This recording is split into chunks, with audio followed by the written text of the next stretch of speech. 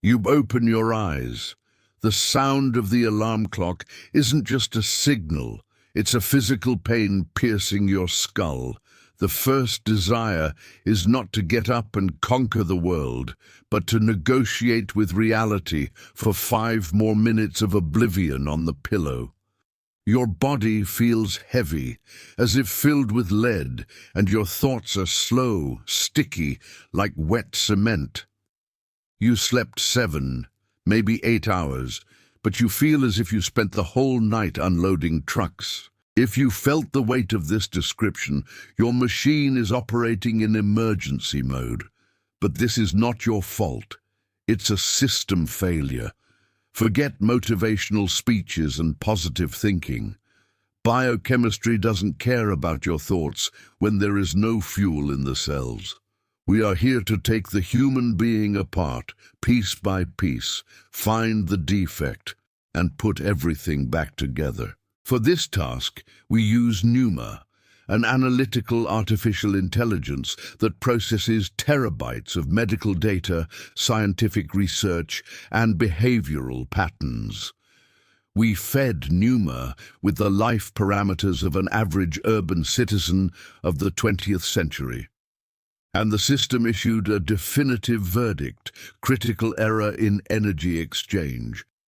What you call fatigue is, in fact, the symptom of a global violation in life support protocols. First, we need to tear down the myth that poisons millions of people. The myth of laziness. Laziness does not exist. What society has grown accustomed to labeling as laziness, lack of willpower, procrastination, or apathy is, in fact, a defense mechanism of your biological machine. When your smartphone's battery reaches 5%, it dims the bright screen, blocks background apps, and stops updating your emails. You don't yell at your phone, accusing it of being lazy. You look for a charger. Your brain does exactly the same thing. When you feel you can't force yourself to work, it means your central nervous system has detected a deficit of neurotransmitters or the depletion of glucose reserves in your prefrontal cortex. The system enters power-saving mode. Trying to overcome this condition with sheer willpower without fixing the physiological root cause leads to complete burnout in 98% of cases. Forget laziness. The real diagnosis is a dead battery. And now we are going to run a full diagnosis on where all your electricity is leaking. The first and most massive factor we've identified is what we call evolutionary desynchrony. Try running the latest, most demanding game on a computer built in the 90s. The machine will overheat, start lagging, and eventually burn out. The human body is this machine, shaped by hundreds of thousands of years in the conditions of the savannah. Our genetics, our hormones, our mitochondria were optimized for an environment of calorie scarcity, high physical activity, and a life regulated by the sun cycle. But we took this ancient, perfect piece of equipment and placed it into an environment it was not minimally designed for. The results of simulations on the conditions of a modern office worker show a catastrophic conflict. We sit under fluorescent lights that flicker at a frequency invisible to the eye, but which the brain interprets as a stress factor. We breathe air where the concentration of carbon dioxide in the middle of the day can double compared to normal, reducing cognitive capacity by up to 30%. We consume a volume of information that our ancestors wouldn't receive in an entire lifetime. Every notification, every bright ad, every high-pitched sound is a micro-stressor, triggering the ancient fight-or-flight response. But we don't fight or flee. We just sit there. And this unused chemical cocktail of cortisol and adrenaline starts to eat away at us from the inside, spending colossal resources just to maintain muscle tension. Your fatigue isn't just a feeling. It's the outcome of a silent war between your ancestral biology and your modern environment. We already know the system has failed. You are not lazy, you are out of energy. Now it's time to step down from the macro level of your sensations to the micro level of your cellular biology. Let's go to the place where every spark of your life force is actually born. Welcome to the engine room of the human body. Forget about coffee, energy drinks, and willpower for a minute. These are all just attempts to squeeze the last drops out of a dry lemon. True energy is pure physics and chemistry. It's the electrical current running through your nerves, contracting your muscles, and making your brain's neurons form thoughts. Where does this current come from? The answer is surprising. You are a walking colony of ancient bacteria working for you. We are talking about mitochondria. They are tiny organelles living inside almost all of your cells. Billions of years ago, our single-celled ancestors swallowed these bacteria, but instead of digesting them, they struck a deal.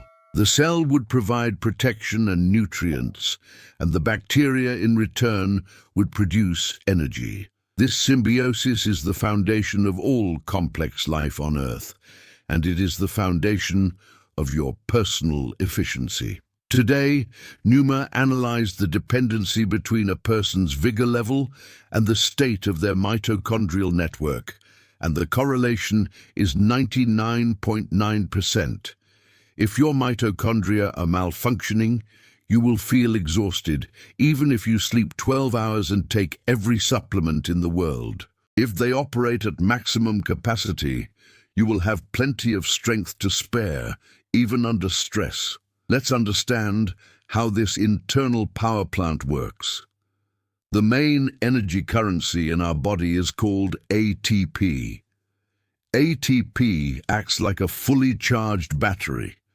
The mitochondrion takes glucose or fat, mixes it with oxygen, and in a complex process charges the ATP molecules. This battery then travels to wherever energy is needed. Upon releasing its energy, ATP turns into a depleted battery that returns to the mitochondrion to be recharged. This cycle happens millions of times per second. During a single day, your body produces and consumes an amount of ATP equivalent to your own body weight. 154 pounds of pure chemical fuel are synthesized inside you every 24 hours. So, what's the problem? Why does the system fail? The energy production process is dirty. Like any power plant burning fuel, mitochondria produce exhaust gases. In biology, these are called free radicals. They are unstable molecules that damage everything around them. In a young, healthy body, defense systems exist to neutralize this smoke. But with age and the modern lifestyle, the balance is broken. By age 40, the mitochondrial efficiency of an average urban dweller drops by 30 to 40%. Free radicals start to damage the mitochondrion itself, which then begins to produce less energy and more toxic smoke. It's a chain reaction. This is what lies behind aging and chronic fatigue. But we are here to fix the system. The solution has two parts: cleanup and construction. First, the cleanup. We need to force the body to destroy old, defective mitochondria. And the most effective way to do this is through controlled stress. Modern man lives in a thermal paradise, always at 72 degrees. This comfort is a degrading factor. One of the most potent triggers for mitochondrial renewal is the cold. When you expose your body to low temperatures, like in an ice-cold shower, a powerful activation occurs. The body panics and, to warm up, activates a special kind of fat packed with mitochondria, whose sole function is to burn calories to generate heat. Regular exposure to the cold increases mitochondrial density in the tissues. You become an energy-generating furnace. The second strategy is building new, powerful power plants. And here, movement is key, but not just any movement. Many people burn themselves out with high-intensity workouts. For mitochondria, this can be an excessive amount of stress. There is a golden zone, known as Zone 2. It's a low-intensity exercise, like a brisk walk or a light jog, at a pace where you can still hold a conversation without losing your breath. In this mode, the body learns to burn fat, which requires a more developed mitochondrial network. By training in Zone 2, you send a signal to your cells. We need a constant, long-lasting energy supply. The cell responds by building new mitochondria. Your battery gets bigger. Your energy is the quantity and quality of your mitochondria. To restore your life force, you need to become the engineer of your internal power plant. Eliminate excessive comfort. Introduce thermal stress. Move slowly, but for longer periods. But even the most perfect power plant won't run if you throw garbage into the furnace. The problem now is what you put inside. Even the best-tuned engine turns into scrap metal with the wrong fuel. Pneuma doesn't view food as pleasure or tradition. For our system, your food is a chemical substrate, a code that reprograms your biology. And judging by the statistics on metabolic diseases, most people are writing this code with fatal errors. There is a paradox in our time. We eat more than any of our ancestors, yet our cells are starving. We are drowning in calories, but suffocating from a lack of energy. The answer to this mystery lies in a hormone that manages all the energy traffic in your body. Its name is insulin. Imagine your cell is a house, and glucose is the firewood logs that need to be brought inside to light the fireplace. Insulin is the delivery guy who has the key to the door. In a normal situation, you eat an apple, your blood sugar goes up a little, the pancreas sends insulin, it unlocks the cell doors, the glucose enters, the mitochondria burn it, and you feel full of energy. But what happens in reality? The modern diet is based on carbohydrates, cereal for breakfast, a sandwich for lunch, pasta for dinner, cookies in between. We bombard our bodies with glucose every 2 or 3 hours. The delivery guy is constantly knocking on the cell's door. The cell, overloaded with glucose it cannot burn due to a lack of physical activity, starts to defend itself. It changes the locks. It stops responding. This condition is called insulin resistance, and what happens next is a disaster scenario. You eat a plate of pasta, and the glucose enters your bloodstream. It's a lot of glucose, but the cells are locked. They scream to the brain, "We are starving. There's no energy." The brain panics and orders the pancreas to produce even more insulin. The hormone levels skyrocket. Under this pressure, the cells open a crack, but only to send the excess glucose straight into fat storage. In the end, there is an insulin storm in your blood. Your fat reserves grow, and you have no energy because access to it is blocked. And 2 hours later, the inevitable happens. Blood sugar levels plummet. It's the so-called insulin crash. Your brain registers this as a life-threatening situation. You feel sudden weakness, tremors, irritability, and an uncontrollable craving for something sweet. This isn't a lack of willpower, it's a biochemical prison. But there's another problem. Glucose is a dirty fuel. Burning it produces far more free radicals than burning fat. Remember the exhaust gases from earlier? Living on sugar is like running a coal power plant. Lots of soot, lots of wear and tear. There is an alternative. Evolution gave us a hybrid engine. We can run not only on glucose, but also on fat. And the fuel derived from fat is called ketones. Ketones are like jet fuel compared to the coal of glucose. They burn cleanly, producing minimal oxidative stress. The brain operating on ketones enters a state of clarity. The brain fog disappears, but most importantly, energy levels become stable. You no longer need to throw wood into the fire every 2 hours. You have access to a massive internal reserve tank. Why don't we use this super fuel? Because high insulin blocks fat breakdown.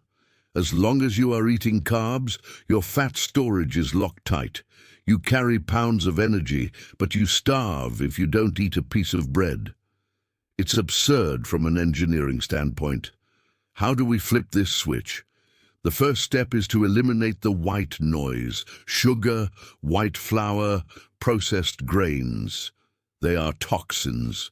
Remove them. The second step is to invert the food pyramid.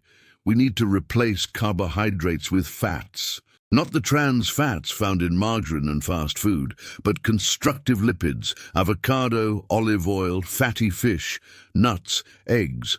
Fat is not the enemy. It's the raw material for your neuron membranes and the foundation for hormone synthesis.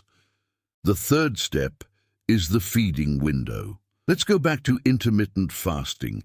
Every meal is an insulin spike. If you eat from 8 a.m. to 11 p.m., your insulin never drops enough. Try a 16.8 schedule. You consume all your fuel within an 8-hour window, and for the other 16 hours you only drink water. During those 16 hours, as insulin levels fall, the body is forced to access its fat stores. Ketone production begins. For the first few days, you will feel resistance. It's the keto flu. Your brain, addicted to easy sugar, will beg for a fix, but this is not a failure. It's your body recalibrating itself. Your diet is an engineering task to ensure a stable, clean burn.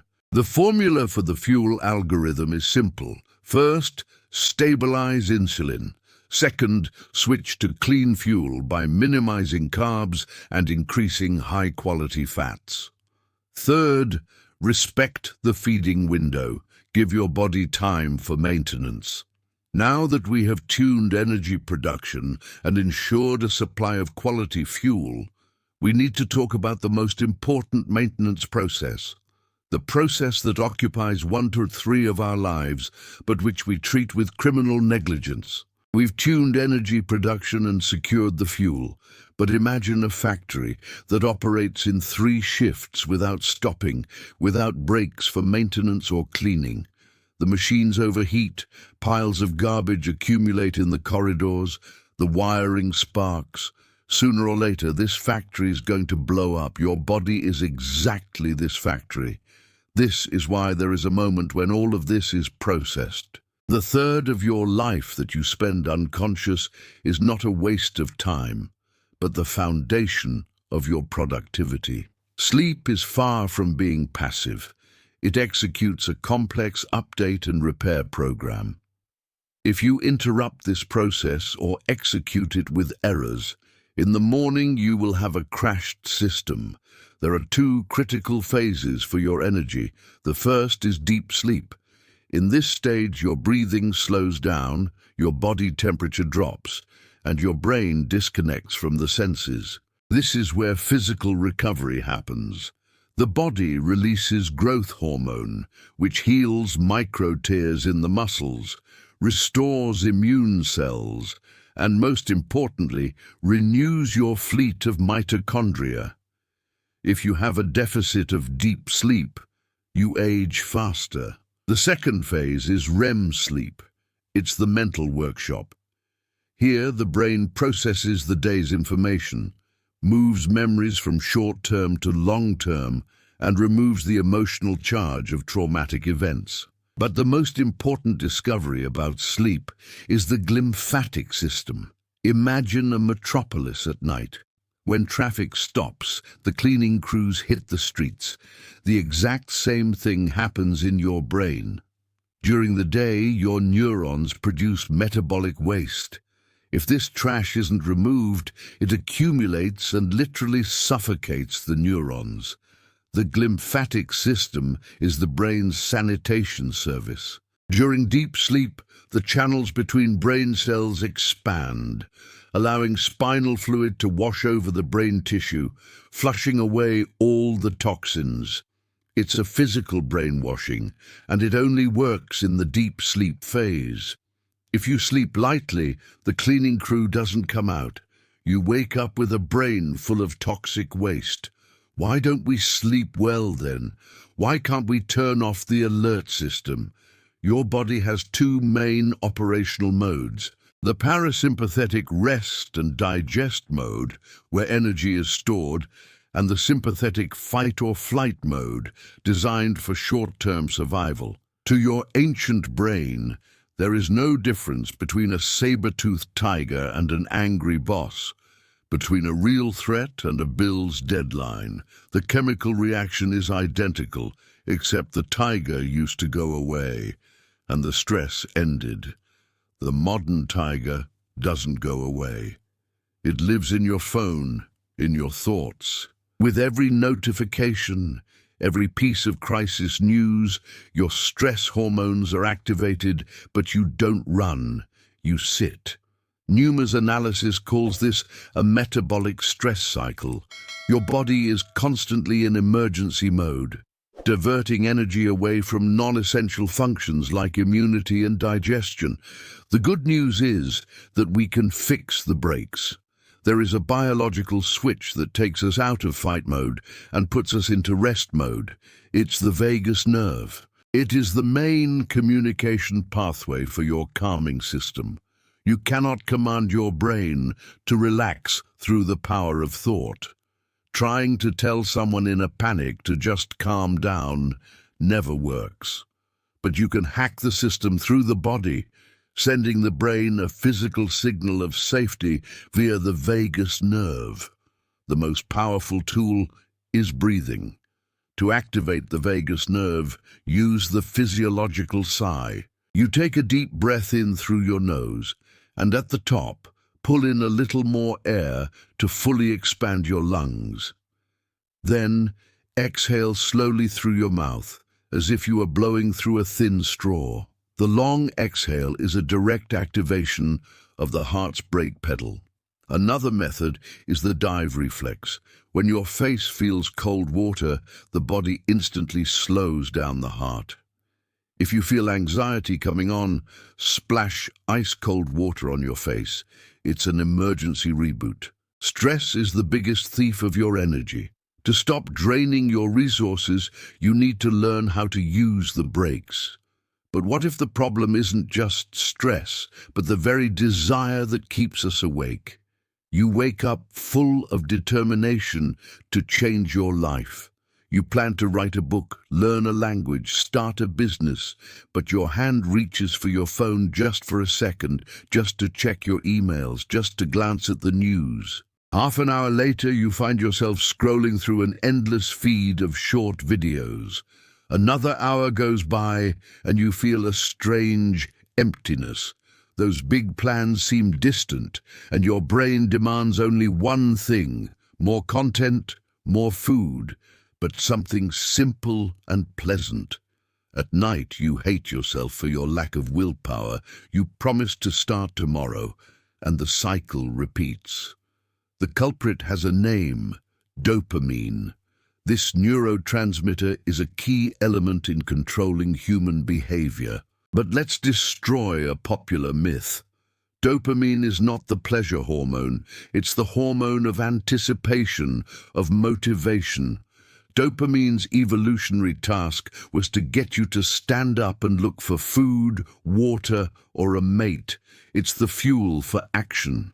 Your brain releases dopamine when it sees the opportunity for a reward. In nature, rewards were rare and hard to get. But today, we live in a world of dopamine abundance. We are surrounded by superstimuli that have never existed before. Sweet and fatty foods, pornography, video games, social media, everything available instantly, effortlessly. Social media algorithms work on the exact same principle as slot machines: variable reinforcement. You never know if the next swipe of your finger will bring a funny video, a like, or nothing at all. This unpredictability causes massive dopamine spikes. Your brain gets addicted to the expectation of the reward. What happens when you bombard your brain with these easy dopamine spikes? The same thing that happens with insulin: resistance. To protect itself from overstimulation, the brain reduces the number of dopamine receptors. The result? You need more and more stimulation just to feel normal. Ordinary life, a walk in the park, a conversation with a friend, work, everything loses its appeal. It seems grey and dull. You no longer have the motivation to do something difficult because the reward is far away, while the phone with bright images is right in your hand. Numa's analysis calls this dopaminergic burnout. The symptoms are apathy, procrastination, and an inability to concentrate. But there is a way to regain control. It's called a dopamine detox. We need to restore your receptors' sensitivity so they can once again hear the soft music of reality. The first step is awareness of triggers, what drains your attention. The second step is radical abstinence. Choose a day and do a hard reset. No phone, no internet, no music, no books, just simple food. Why? The answer is boredom. Boredom is your brain's signal that the current level of stimulation is below normal. By depriving it of superstimuli, you force it to seek dopamine in simple things. Suddenly, a walk becomes fascinating. The receptors begin to recover. Energy is not just physical strength. It's the ability to maintain focus on an object long enough to understand its essence. In the modern economy, attention is the new oil. He who can manage his attention masters it. To recover this resource, we need to master the flow state, that moment when you are so immersed in a task that the world around you disappears. Time distorts. You don't feel hunger, fatigue, or doubt. The work flows effortlessly. This isn't mysticism, it's a specific neurochemical cocktail. In the flow state, the part of your brain responsible for planning and self-criticism, the prefrontal cortex, is temporarily deactivated. The inner critic shuts up. It is possible to enter this state on demand. First, you need focused work blocks of at least 90 minutes dedicated to a single complex task. No phone, no other browser tabs open. It takes 15 to 23 minutes of uninterrupted focus for the brain to enter the flow state. If you are interrupted, the timer resets. Second, the task must be challenging but achievable. Flow resides in the narrow corridor between boredom and anxiety, where you operate at the edge of your current capabilities. When you clean your dopamine receptors and learn to focus your energy, you discover something surprising. The strength to achieve great things was always there. It was just being wasted. Now you can direct this steam into the turbine, but even the sharpest focus is useless if there is an invisible leak in the system. We fixed energy production, optimized the fuel, maintenance, and focus. Your body is ready to be a high-performance reactor. But why might you still feel exhausted? Because there are energy drains that aren't on your plate or in your schedule. They operate silently, 24/7. The first drain is your internal dialogue.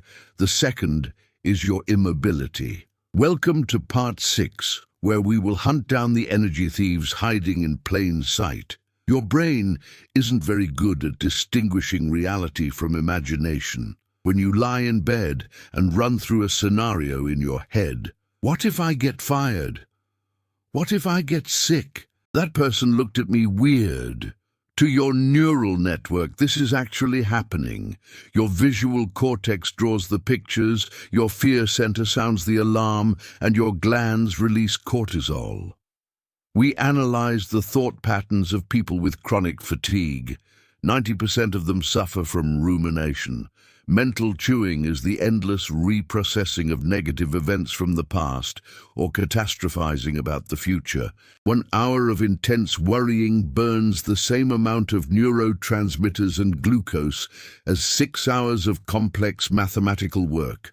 You haven't worked, you just sat there and felt afraid, but your fuel tank is empty. Another energy devourer is grudges and resentments. Holding a grudge is an active process.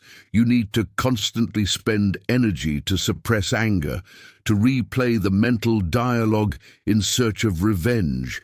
It's a program running in the background that consumes your memory and your battery.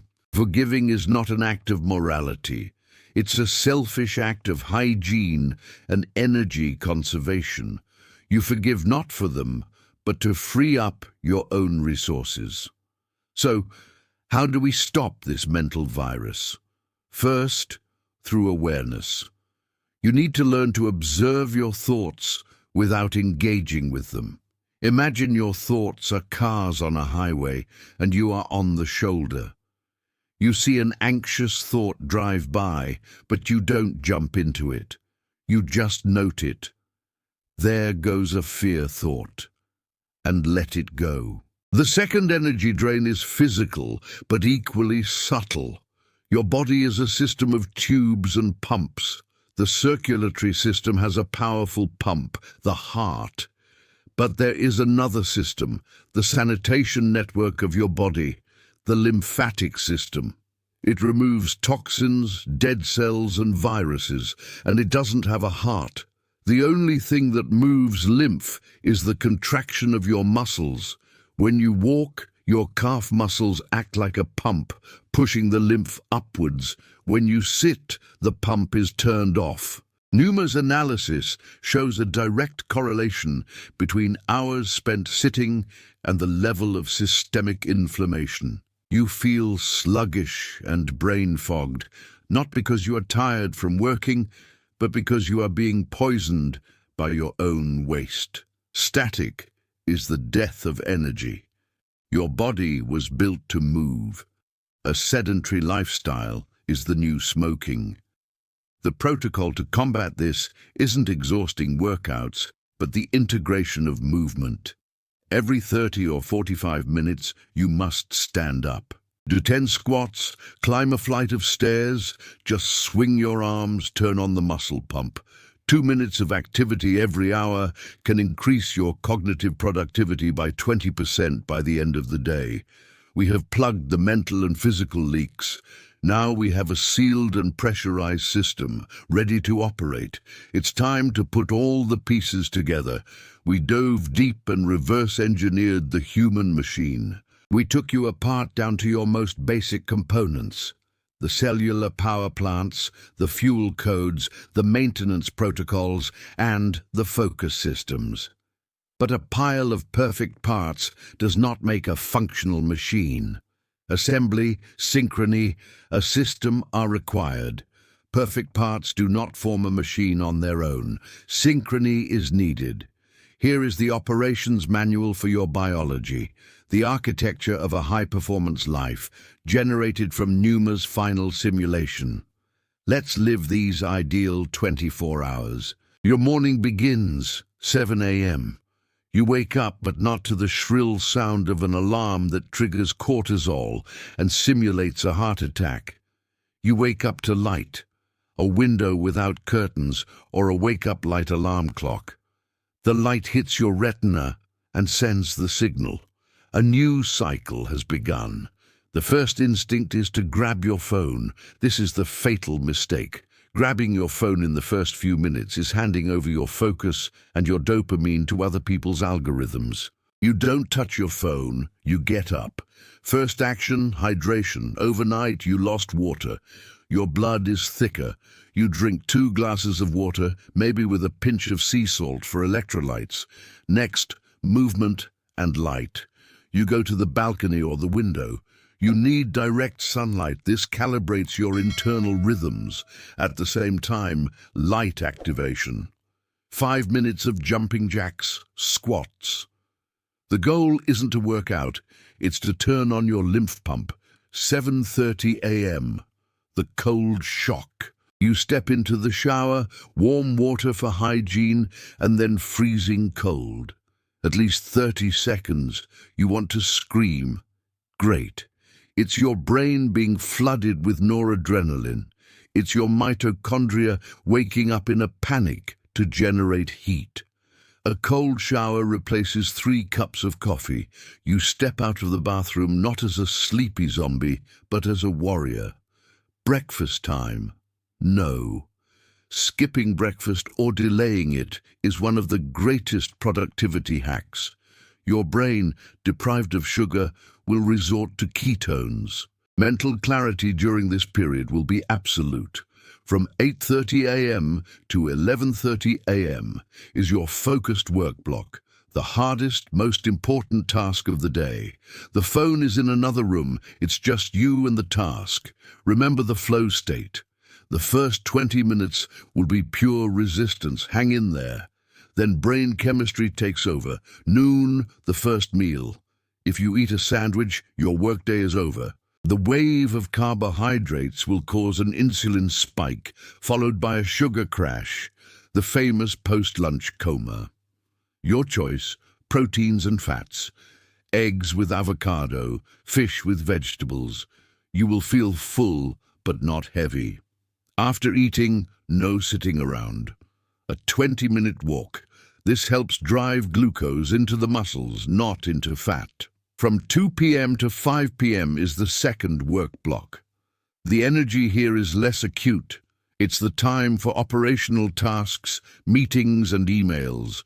But the rule remains. Every 45 minutes, a break to move. Don't let static kill your metabolism. The workday ends. You have accumulated micro-stressors. If you go to bed with them, you won't sleep. You need to burn them off. A strength workout or a run. This is the ideal moment when your body temperature is at its peak. Turn cortisol into muscular joy. 7 p.m. dinner. Now, and only now, are carbohydrates allowed. Sweet potato, brown rice. Why? Carbohydrates help produce serotonin, the relaxation neurotransmitter, which then converts into melatonin, the sleep hormone. A carb-heavy dinner is a natural sleeping pill. But remember, the meal must be 3 hours before bed. At 8 p.m. begins the digital sunset. You turn off the bright lights, leaving only warm, amber lighting. You put away your phone. The information port is closed. Talk, read a paper book, meditate, prepare the system for shutdown. This seems impossible. It is the voice of your addiction, of your old programming. Real change requires a transition period. The valley of pain lasts from 14 to 21 days. The first week will be hard, but if you persevere, if you follow the protocol mechanically, the day will come when you wake up and feel like gravity has decreased, that your mind is crystal clear, that you have so much energy you want to run, create, break down walls. Energy isn't something you have, it's something you do. You are no longer a passenger in your own body, you are the pilot. Stand up, straighten your back, take a deep breath. Your new life doesn't start on Monday. It starts now. If you enjoyed this investigation, subscribing, making a donation of any amount, or becoming a channel member helps us expand the Numa project. We would love to read your thoughts on the video's topic in the comments and your suggestions for the next subject to be covered. Let us know which city you're watching from. I appreciate your company to the very end.